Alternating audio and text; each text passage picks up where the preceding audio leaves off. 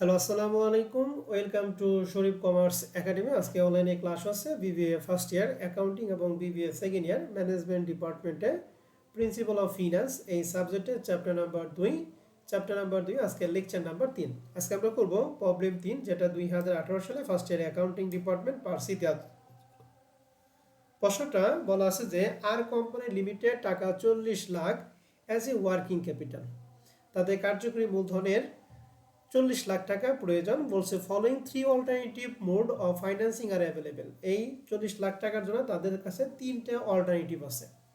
এর মধ্যে প্রথম অল্টারনেটিভটা বলা আছে যে forgo cash discount and pay on the final due basis 3-এর 15 নিট 45, অর্থাৎ 15 দিনের মধ্যে পরিশোধ করে 3% ডিসকাউন্ট এবং 45 দিনের মধ্যে পরিশোধ করতেই হবে।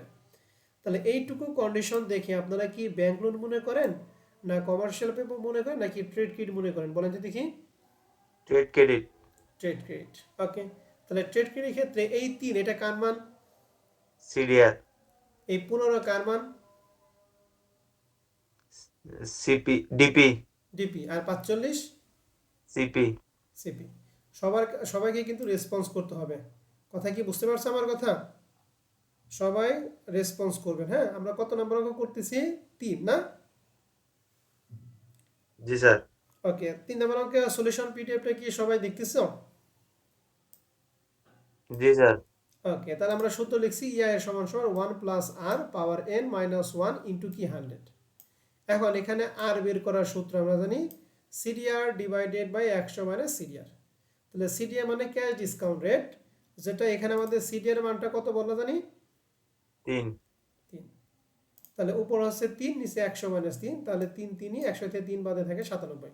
তাহলে 3 রে 97 দ্বারা যদি ভাগ করি মান হয় 0.0309। বুঝতে পারছি আর এর মানটা সবাই? জি স্যার। এবং এন বের করার সূত্র 360 ডিভাইড সিপি মাইনাস ডিপি। তাহলে বলো তো দেখি 15 এবং 45 মধ্যে সিপি কত, ডিপি কত?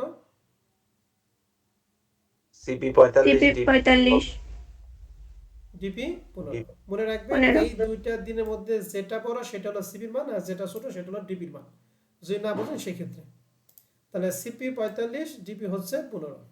তাহলে 45 থেকে 15 বাদ দিয়ে 30, 360 30 দ্বারা যদি ভাগ করি তাহলে হয় কত? 12। বোঝা গেছে? জি স্যার। তাহলে এখানে 1 প্লাস আর এর মান বসাইছি, পাওয়ার এন এর মান 12 মাইনাস 1 ইন্টু 100। এটাকে ক্যালকুলেশন করলে মান পাবো 44.1%। দেখেন তো এই 1 নাম্বার এইটুকু নিয়ে আপনাদের কারো কোনো কথা বা প্রশ্ন আছে কিনা? থাকলে আমার সাথে কথা বলেন।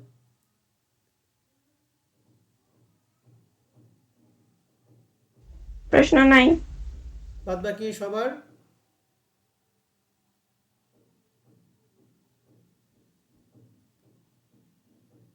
কোনো প্রশ্ন আছে? না স্যার। যদি কোনো প্রশ্ন না থাকে, যদি কোনো কথা না বলেন, তাহলে ধরে নেওয়া হবে যে আপনার কোনো প্রশ্ন নাই। 2 নাম্বারটা আমরা আসবো বড়োর 50 লক্ষ টাকার 14% interest maintaining 15% compensating balance interest payment are made in advance. Advance লেখা আছে। তাহলে 15% ইন্টারেস্ট আছে, 14% ইন্টারেস্ট এবং 15% কম্পেনসেটিং ব্যালেন্স আছে। তাহলে ব্যাংক লোনের ক্ষেত্রে এটা মেথড 1 2 3 কত নাম্বারটা অ্যাপ্লাই করব বলো তো দেখি? 1। 1। গুড। তাহলে মেথড 1 এর সূত্রটা কি ছিল একটু বলেন? I divide by I by CB. P minus CB. P minus CB. আর এখানে আমাদের প্রশ্নে interest payment are made in advance লেখা আছে। তাহলে সিবির সাথে আই কি বাদ দিব না দিব না? আই বাদ যাবে। দিব। আই জি বাদ স্যার। দিব। গুড। তাহলে আমরা আপনারা যা বলেন সেই সূত্র লিখছি ইআই সমান সমান উই নো দ্যাট ইআই সমান I divided P minus CB minus I into 100। এখন শুরুতেই আমরা লিখব পি। পি মানে প্রিন্সিপাল অ্যামাউন্ট, যা ছিল 5 লাখ টাকা। আই এর পার্সেন্ট ছিল 14%। তাহলে 5 লাখ টাকা 14% হচ্ছে 70,000 টাকা। আর সিবি 5 লাখ টাকা 15% হচ্ছে 75,000 টাকা। বোঝা গেছে? জি স্যার। ওকে, তাহলে এখন মান বসাবো। তাহলে আই এর মান 70, পি এর মান 5 lakh minus CB 75 minus I 70 into 100। তাহলে উপরে 70,000 70,000, নিচে 5 লাখ থেকে 70 এবং 75 দুইটা যদি বাদ দেয় হয় 3,55,000। তাহলে 70,000 ভাগ 3,55,000 ইন্টু 100। এটাকে ক্যালকুলেশন করলে আমরা পাবো 19.72%। বোঝা গেছে ব্যাংক লোনের পার্সেন্টেজটা? জি স্যার। হ্যাঁ, এইটুকুর মধ্যে কারো কোনো প্রশ্ন আছে?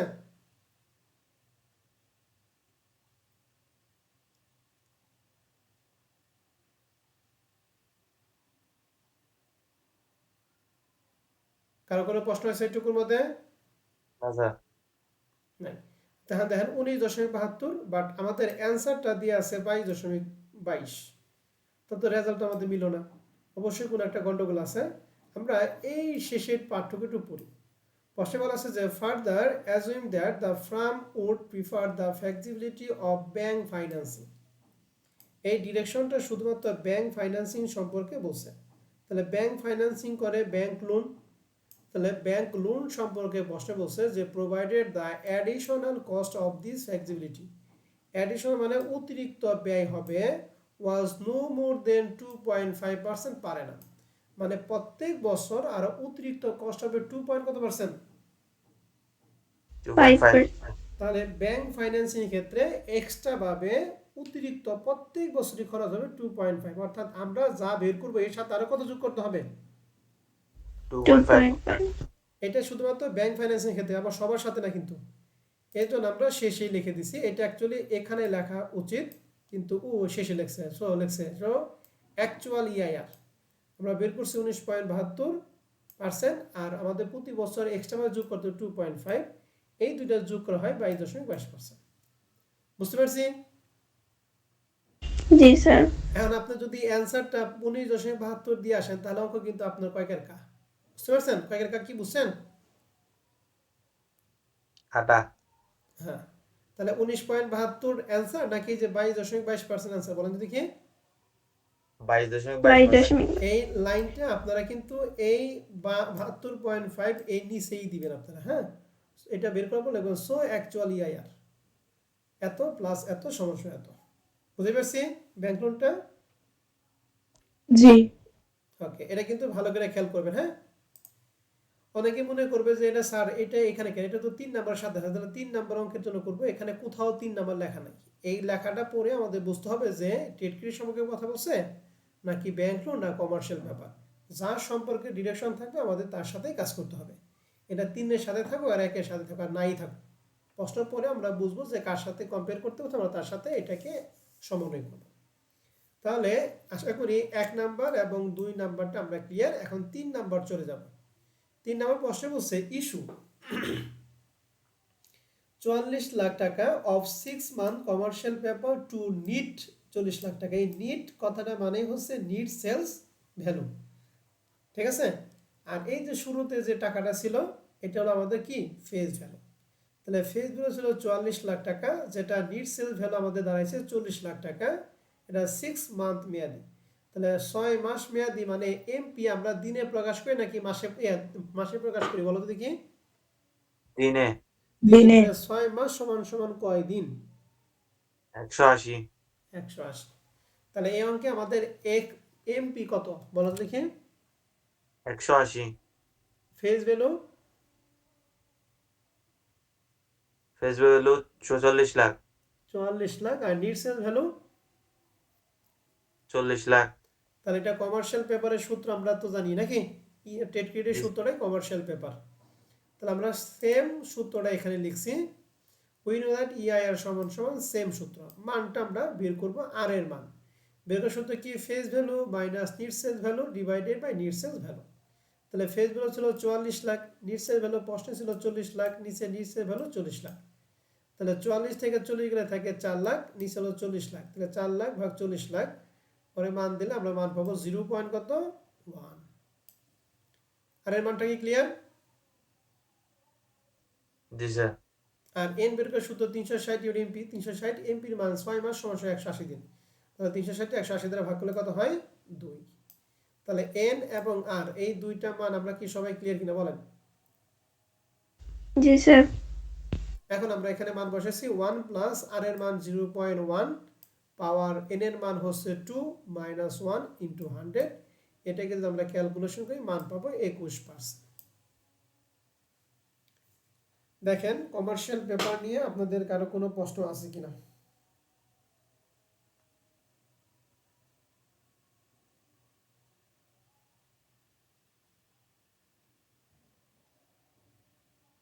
না স্যার।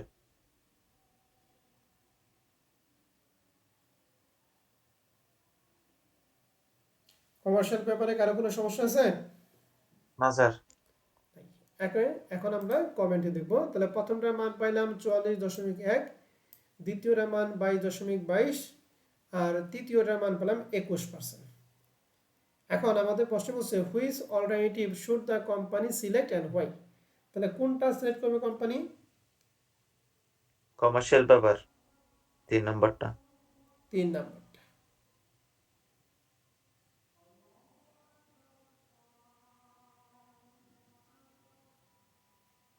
তাহলে আমরা লিখছি comment alternative 3 best alternative because it cost lower than আদার।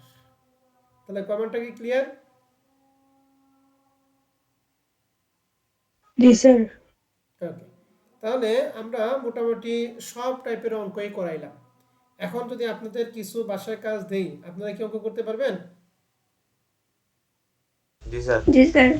ওকে, তাহলে এখন আমার দায়িত্ব হলো আমি অঙ্কগুলি পড়ে দিব, হ্যাঁ? আর আপনাদের দায়িত্ব হচ্ছে আপনারা অঙ্কগুলি সুন্দর করে করে নিয়ে আসবেন, হ্যাঁ? আমি প্রথম প্রশ্নটা 4 নাম্বার প্রশ্নটা কি বাসার কাজ ছিল না ছিল না? ছিল না স্যার। ছিল না। ওকে, আমি এটা প্রশ্নটা পড়ে দিচ্ছি। 1 নাম্বার প্রশ্নে বলছে 1 এর 15 নিট 45। এটা দেখে আপনার কোনটা মনে হয় বলেন তো দেখি? Trade credit trade credit. তাহলে ট্রেড ক্রেডিট ক্ষেত্রে সিডিআর কত? 1। আর সিপি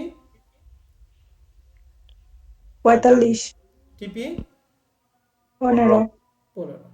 গুড, তাহলে প্রথমটা পারবো। দ্বিতীয়টা ব্যাংক লোন বলছে 12% interest, 15% compensating balance, interest paid in advance বা ডিসকাউন্ট বেসিস লেখা নাই। তাহলে ব্যাংক লোনের ক্ষেত্রে কত নম্বর সূত্র অ্যাপ্লাই করব? 1 নম্বর। 1 নম্বর। পি এর মান কত বলেন তো? এখানে পি এর মান কত? 60,000। 60। আয় ধরবেন এই 60,000 কয় পার্সেন্ট? 12%। আর সিপি ধরবেন 60,000 কয় পার্সেন্ট? 15%।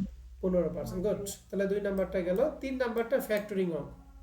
ফ্যাক্টর অঙ্কে বলতে factor will buy company account receivable 60,000 টাকা পার মান্থ। তাহলে এই যে অ্যাকাউন্ট রিসিভেবল পার মান্থে টাকা দিয়ে আছে, তাহলে এভারেজ অ্যাকাউন্ট রিসিভেবল বের করবো আমরা কি সূত্র 1 এর মাধ্যমে না সূত্র 2 এর মাধ্যমে বলেন তো দেখি?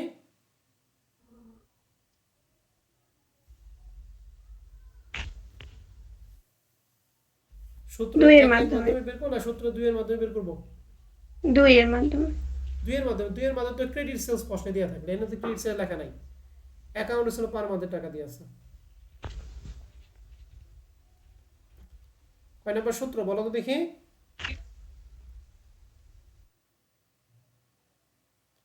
এটার মধ্যে এসে আপনাদের তো ঘাপলা লাগে কেন? গেলবার বলতে পারে না, এখনো বলতে পারে না। বলো তো এভারেজ অ্যাকাউন্ট সূত্র কয়টা? 2টা স্যার। 1 নম্বরটা 2টা। হবে তাহলে প্রথমটা কখন অ্যাপ্লাই করব বলো? যখন অ্যাকাউন্ট রিসিভেবল পার মান্থ দেওয়া থাকবে। আর দ্বিতীয়টা কখন? ক্রেডিট সেলস দেওয়া থাকবে। Credit sales. তাহলে আমাদের প্রশ্নে ক্রেডিট সেলস আছে না, দেনাদারের পরিমাণ টাকা দেনাদার টাকা দিয়ে আছে। তাহলে কত নাম্বার অ্যাপ্লাই করব? 2 2 নম্বর। নাম্বার। এই 1 যে আবার নম্বর। বলে 2 নাম্বার, দেখছো? কয় নাম্বার? 1 1 নম্বর। নাম্বার। 1 নাম্বার সূত্র। প্রশ্ন বলছে and will advance 14% কি ইন্টারেস্ট? ইন্টারেস্ট দিয়ে আছে 14% up to 85% of face value. Face value 85% যদি হয়, রিজার্ভ কত পার্সেন্ট? 15%। 15%। এভারেজ কালেকশন পিরিয়ড 30 দিন, এই যে 30 ডেজ। তাহলে 360 ডিভাইডেড ডেজ, এই ডেজের মান হচ্ছে 30। তাহলে 30 দিন মানে কয় মাসের অঙ্ক বলেন তো দেখি? 1 মাসে। 1 মাস। The factor will charge 2.5% commission. তাহলে কমিশন দিয়ে আছে 2.5%। অ্যান্ড পোস্টে বলেছে যে এই যে অ্যাডমিনিস্ট্রেশন কস্ট 800 টাকা পার মান্থ। অঙ্কটা কয় মাসের বলেন যে দেখি? 1 মাসের। আর আমাদের 1 মাসে অ্যাডমিনিস্ট্রেটিভ কস্ট দিয়ে আছে 800 টাকা। তাহলে আমাদের অ্যাডমিনিস্ট্রেটিভ কস্ট কত হবে? 800 টাকা। 800 টাকায় যদি আমাদের 60 দিন থাকতো, 60 দিন থাকতো আমরা কয় মাস? 2 মাস। 1 মাসে 800 হলে 2 মাসে কত? 1600। 1600 টাকা। আর ব্যাড ডেবের পার্সেন্ট দিয়ে আছে কয় পার্সেন্ট বলো দেখি? 1.5। 1.5%। তাহলে ব্যাড ডেব আমরা কার উপর ধরি? Average average account receivable. Account receivable. তাহলে 4 নাম্বার অঙ্কটা তোমাদের বাসায় কাজ থাকবে। 5 নাম্বার অঙ্ক কি আমাদের হয়েছে না হয় নাই? হয়েছিল স্যার। হয়েছে। 6 নাম্বারটা? না স্যার। 6 নাম্বার হয় নাই। 6 নাম্বার এটা আমি তোমাদের আগামী ক্লাসে বুঝিয়ে দিব, হ্যাঁ? জি বুঝে স্যার দিলে তোমরা পারবা আর কি। 6 নম্বর অঙ্কটা আমি বুঝিয়ে দেই। দেখো এই যে 3 10 নিট 60, এটা কার অঙ্ক বলো দেখি? Cost of trade credit trade credit. তাহলে এখানে সিডিআর কত? 3 3 3, সিপি 60 60 আর ডিপি 10 10 2 নম্বর প্রশ্ন বলছে কোম্পানি হ্যাজ রিভলভিং ক্রেডিট, তাহলে ব্যাংক লোনে কত নাম্বার মেথড অ্যাপ্লাই করব আমরা?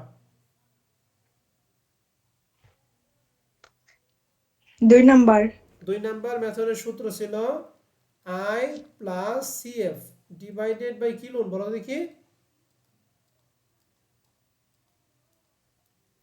বলো। Used loan. Used loan. Okay, তাহলে দেখি এই আই ধরি ইউজড লোনের উপর, সিএফ ধরি কার উপরে? আনইউজড লোনের উপর নাকি?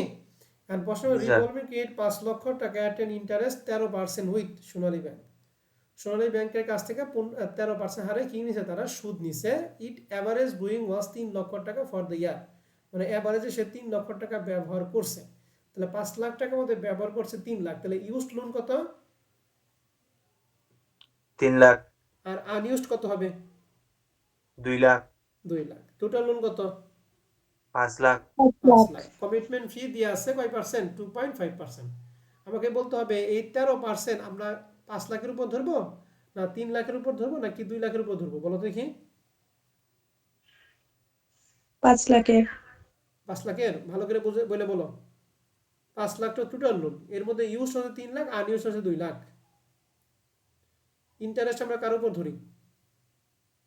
আনইউজডের উপর আপনারাও ধরে ইন্টারেস্ট বা আনইউজের উপর, দেখছো? ইন্টারেস্ট কার উপর ধরি?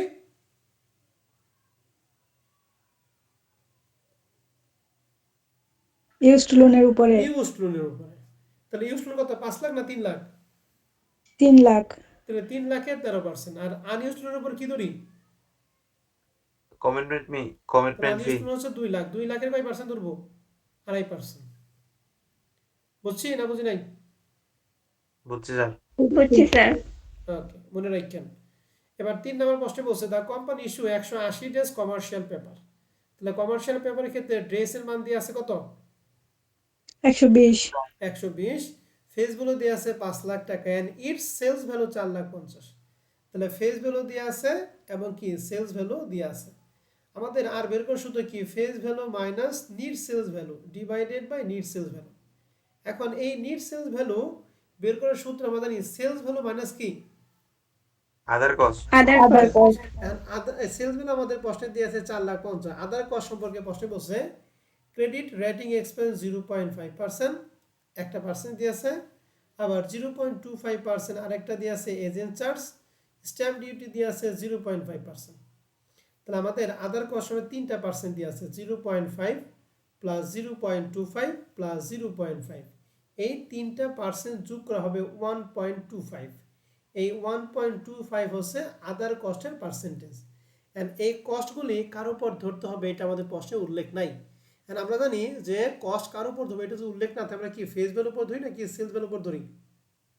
ফেস ভ্যালুর উপরে তাহলে ফেস ভ্যালু ছিল 5 লাখ, 5 লাখের 1.25% মানে 6,250। ঠিক আছে? জি স্যার ওকে, তাহলে নিট সেলস ভ্যালুটা আমাদের প্রশ্নে বের করবো কত? 4 লাখ 50 থেকে কত বাদ দিব? 6250 বাদ দিলে নিট সেলস ভ্যালু আমরা পাবো। এখন তোমাকে বলছে সেই আগের মতো কোনটা আমরা অ্যাকসেপ্ট করব। পাবো 6 নাম্বারটা? জি স্যার ওকে, 5 নাম্বারটা ম্যানেজমেন্ট অঙ্ক আমি করে দিব, এটা আপনাদের প্রশ্ন করা দরকার নাই, চেষ্টা করা দরকার নাই। 8 নাম্বার অঙ্কটা আপনারা করবেন, ঠিক আছে? জি স্যার 8 নাম্বার অঙ্কে আমি একটা প্রশ্ন ধরবো। ফ্যাক্টরিং ক্ষেত্রে এখানে অ্যাকাউন্ট রিসিভেবল টাকা দিয়ে আছে 1 লাখ টাকা পার মান্থের টাকা দিয়ে আছে। তাহলে আমাকে বলেন এভারেজ অ্যাকাউন্ট রিসিভেবল বের করব, এটা কত নম্বর সূত্র আমরা রাখলে? 1 না 2? ভালো করে বুঝে বলেন। 1 2 1 ওই না, আবার বলে দিচ্ছো। কত নম্বর সূত্র বলো দেখি? 1 নাম্বার 1 নাম্বার সূত্র কখন অ্যাপ্লাই করব? যখন ক্রেডিট সেলস প্রশ্নে দেয়া থাকবে তখন, ঠিক আছে? জি বলো তো এই অঙ্কে আমাদের রিজার্ভ কয় পার্সেন্ট হবে? জি স্যার রিজার্ভ কয় পার্সেন্ট হবে? 20%, 20%। অঙ্কটা কয় মাসের বলেন তো দেখি? 2 মাসের। 2 মাসের। তাহলে ওই যে অ্যাডমিনিস্ট্রেটিভ কস্ট যে 1000 টাকা দিয়ে আছে পার মান্থে, তাহলে অ্যাডমিনিস্ট্রেটিভ কস্ট কত দিব? 2000। 2000 টাকা। ঠিক আছে? আশা করি আপনারা এই 8 পর্যন্ত অঙ্কগুলি কি করতে পারবেন, হ্যাঁ? তাহলে আপনাদের বাসার কাজ হলো 8 পর্যন্ত। ঠিক আছে স্যার এবং ম্যাডামরা? জি স্যার। আমি আজকে আর বেশি দিলাম না, আগামী ক্লাসে 2-1টা অঙ্ক করাবো, এরপরে বাদ বাকিগুলি আমি দিয়ে দিব। এরপরে দেখবেন যে এরপরে সবগুলো অঙ্ক একই রকম। মানে মূলত আমাদের ক্লাস হচ্ছে প্রথম ক্লাস এবং দ্বিতীয় ক্লাস, এই দুইটা ক্লাস হলো সবচেয়ে বেশি ইম্পর্টেন্ট যে কোনো চ্যাপ্টার ক্ষেত্রে। প্রথম ক্লাসটা কেউ যদি মিস করেন তাহলে কিন্তু তার পুরো চ্যাপ্টারটা উল্টাপাল্টা লাগবে, কারণ প্রথম ক্লাস আমরা বিস্তারিত মানে বেসিক আলোচনা করি, এর পরবর্তী ক্লাসগুলো আমরা জাস্ট প্র্যাকটিস করি। তাহলে রেকর্ড ক্লাস আমাদের এই পর্যন্ত থাকবে। আজকে ক্লাস নিয়ে যদি তোমাদের কারো কোনো প্রশ্ন থাকে তোমরা আমার সাথে কথা বলতে পারো, হ্যাঁ?